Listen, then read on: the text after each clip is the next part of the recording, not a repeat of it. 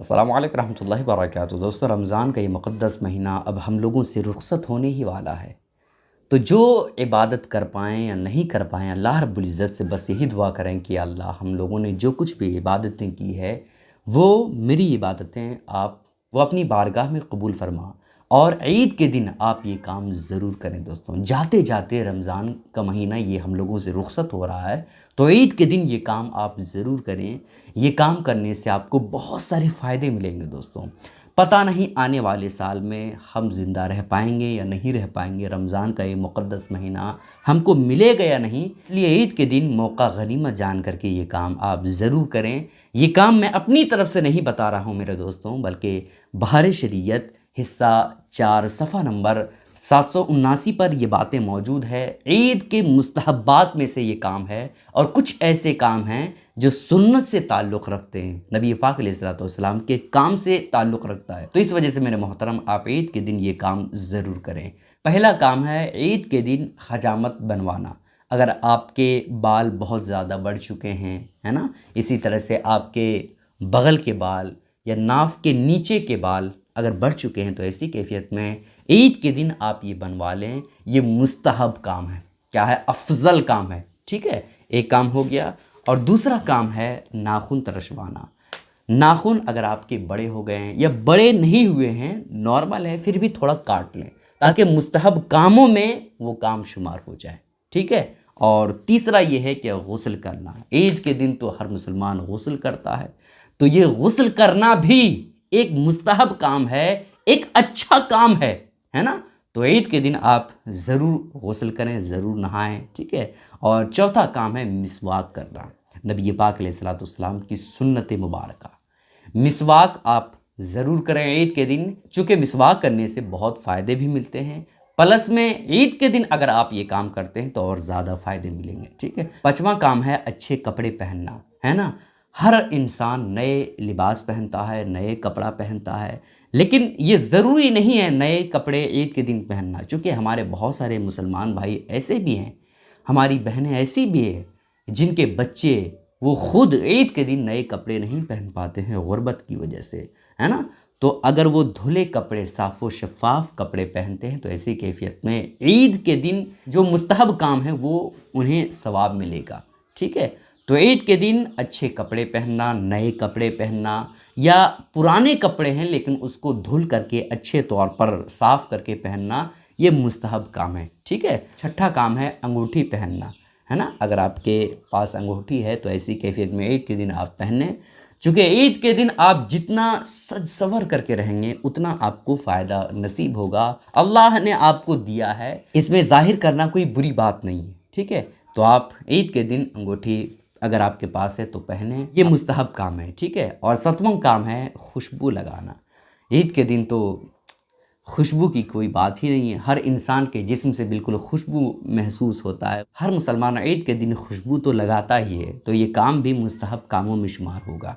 ठीक है। और आठवां काम है सुबह की नमाज, यानी फ़जर की नमाज मस्जिद के मोहल्ले में पढ़ना, ये भी एक मुस्तहब काम है।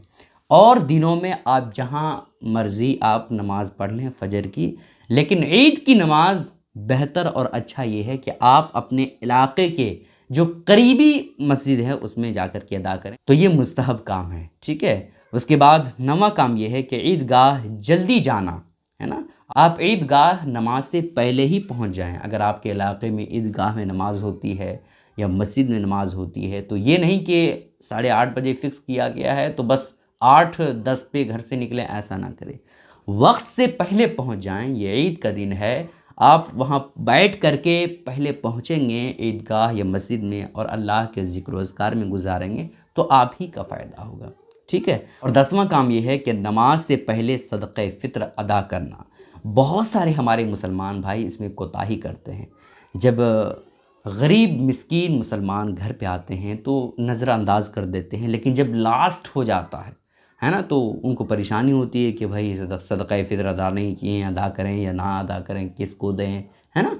तो नमाज पढ़ने से पहले पहले सदक़ा फ़ित्र अदा कर देना ये अच्छी बात है, चूँकि नबी पाक अलैहिस्सलातु वस्सलाम ने इरशाद फरमाया कि बंदे मोमिन का रोज़ा ज़मीन व आसमान के दरमियान मुअल्लक़ रहता है, लटका दिया जाता है जब तक कि सदक़े फ़ित्र अदा ना कर दिया जाए, है ना। तो सदक़े फ़ित्र अदा करना ये मुसलमान के लिए ज़रूरी काम है, तो इसलिए इसे आप ताख़ीर ना करें, जितनी जल्द हो सके गरीबों तक, मिस्कीनों तक, है ना, आप पहुँचाएँ, ठीक है। और 11वां काम ये है कि ईदगाह को पैदल जाना, ये भी एक मुस्तहब काम है। बहुत सारे हमारे मुसलमान भाई गाड़ी निकालते हैं, स्टार्ट करते हैं, सीधा एकदम ईदगाह पे स्लेटर लेना बंद करते हैं, है ना। तो ये भी एक तरह से सही है, लेकिन अगर आप पैदल चलते हैं तो अच्छी बात है, क्योंकि पैदल जाना ये मुस्तहब काम है, ठीक है। और 12वां काम ये है कि दूसरे रास्ते से वापस आना। अगर ईदगाह या मस्जिद पहुंचने के लिए 2 रास्ते हैं तो कोशिश ये करें कि आप जिस रास्ते से जाएं उस रास्ते से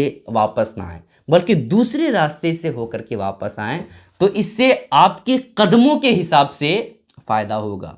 लेकिन आपके ईदगाह जाने के लिए या मस्जिद जाने के लिए एक ही रास्ता है, तो उसी रास्ते से आना जाना कर सकते हैं, कोई दिक्कत नहीं है। लेकिन बेहतर ये है कि जिस रास्ते से आप जाएं उस रास्ते से वापस ना आएँ, बल्कि दूसरे रास्ते से वापस आएँ, ठीक है। और 13वां काम जो ईद के दिन आपको करना है वो ये कि नमाज को जाने से पेशतर चंद खजूरें खा लेना, है ना। ख़ास तौर पर हमारे घर का ये रिवाज है, हमारे वालिद मोहतरम जब भी ईदगाह की तरफ रवाना होने के लिए तैयार होते हैं तो उससे पहले पहले घर में फातिहा खानी होती है, खजूर और दूध की शक्ल में, है ना। तो ऐसी कैफियत में वो दूध और खजूर जो फातिहा हुआ है उसे हम खाते हैं, उसके बाद ही मस्जिद की तरफ रवाना होते हैं, ठीक है।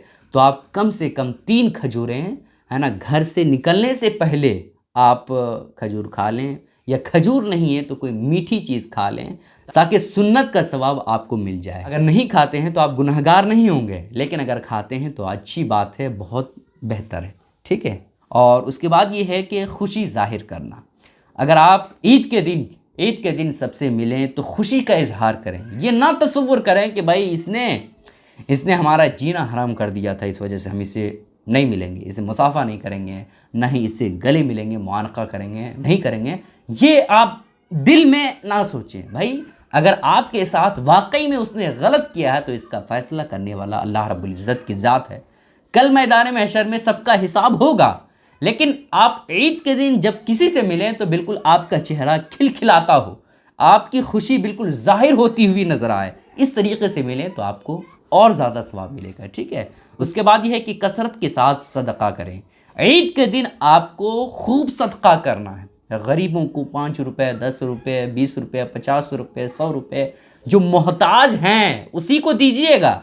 बहुत सारे लोग फ़कीरी लिबास में आ जाते हैं और मांगना स्टार्ट कर देते हैं, जो कि आजकल धंधा बन चुका है, तो ऐसे लोगों को ना दें। ईद के दिन आप खूब सदका करिएगा, ठीक है। और 16वां काम यह है कि ईदगाह को इत्मीनान, वेकार और नीची निगाह किए जाना, है ना। अगर आपके ईदगाह दूर हैं या पास में ही है, लेकिन ईदगाह पहुंचने के लिए कुछ घरों का सामना करना पड़ता है, आसपास में घर है, तो ये ना हो कि भाई आप ईदगाह के लिए जा रहे हैं लेकिन आसपास में ताक झाक कर रहे हैं, है ना। ये ऐसी हरकतें आप नहीं कीजिएगा, वरना नमाज पढ़ने का जितना सवाब आपको मिलेगा उससे ज़्यादा आपके नामे आमाल में गुनाहों का इजाफा हो जाएगा। तो इसलिए मेरे मोहतरम, आप ईद की नमाज़ पढ़ने के लिए जा रहे हैं मस्जिद में या ईदगाह में, तो हरगिज़ किसी के घर की तरफ ताक झाक ना करें कि आज लड़कियां किस तरह से संवरी है, आज औरतें कितनी खूबसूरत लग रही है, देखें थोड़ा ताक झाक करके। ऐसी हरगिज़ गलती आप ना करें। 17वां काम यह है कि आपस में मुबारकबाद देना मुस्तहब है, और रास्ता में बुलंद आवाज़ से तकबीर ना कहें, है ना। जब मुसाफा करते हैं तो कहते हैं ईद मुबारक, तो ये कहना भी मुस्तहब है ना। आपस में हम लोग जब भी मिलते हैं तो ये तो कहते हैं कि ईद मुबारक, है ना। तो ये काम भी करना हम लोगों का अफजल कामों में शुमार होगा, ठीक है। और तकबीर जो ईद उल फितर में कही जाती है, अल्लाहु अकबर, ला इलाहा इल्लल्लाह, वल्लाहु अकबर, वलिल्लाहिल हम्द, ये तकबीर आप ईद उल फितर में बुलंद आवाज़ से ना कहें, बल्कि आहिस्ता आहिस्ता कहते हुए ईदगाह की तरफ या मस्जिद की तरफ जाएं, ठीक है। तो ये कुछ काम थे दोस्तों जिसे आपको ईद उल फितर के दिन आपको ज़रूर करना चाहिए। ये काम मुश्किल काम नहीं है, आप आसानी के साथ कर सकते हैं। रमज़ान का ये मुक़द्दस महीना, पता नहीं आने वाले साल में हम उसमें मौजूद रहेंगे या नहीं, क्योंकि रमज़ान तो हर साल आना है, क़यामत तक रमज़ान आएगा, लेकिन उस रमज़ान में हम लोग बच पाएंगे या नहीं, ये कोई गारंटी के साथ नहीं बोल सकता है। इसलिए ये ईद का दिन गनीमत जान करके आप ये काम ज़रूर करें जो मैंने काम बताए हैं। ज़्यादा ये कोई मुश्किल काम नहीं है, ठीक। आप लोगों से गुजारिश है कि इस क्लिप को खूब शेयर करें ताकि हर मुसलमान ईद के दिन ये नेक काम और ये सवाब वाला काम कर सके। अस्सलाम वालेकुम रहमतुल्लाहि व बरकातहू।